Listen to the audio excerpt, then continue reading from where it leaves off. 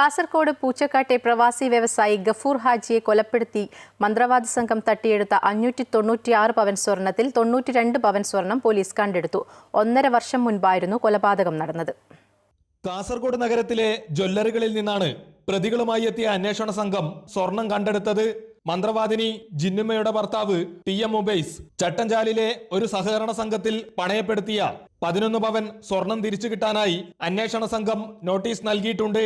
ഗഫൂർ ഹാജിയുടെ മരണത്തിൽ അറസ്റ്റിലായ പ്രതികളെ ഹോസ്ദുർഗ് കോടതി 3 ദിവസത്തേക്ക് പ്രത്യേക അന്വേഷണ സംഘത്തിന്റെ കസ്റ്റഡിയിൽ വിട്ടിരുന്നു. ആദ്യം നടത്തിയ അന്വേഷണത്തിൽ 55 പവൻ സ്വർണവും പിന്നീട് 37 പവൻ സ്വർണവുമാണ് DCRB DYSP KJ ജോൺസന്റെ നേതൃത്വത്തിലുള്ള അന്വേഷണ സംഘം കണ്ടെടുത്തിട്ടുള്ളത്.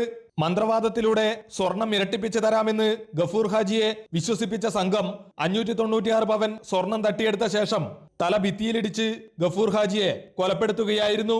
ഉദുമ കൂളിക്കുന്നിലെ മന്ത്രവാദിനിയായ ജിന്നുമ്മ എന്ന ഷമീമ, ഭർത്താവ് ഉബൈസ്, മുക്കൂട് സ്വദേശിനി അസ്നിഫ, മധൂർ കൊല്ലിയയിലെ ആയിഷ എന്നിവരാണ് കേസിലെ പ്രതികൾ. അമൃത ന്യൂസ്, കാസർഗോഡ്.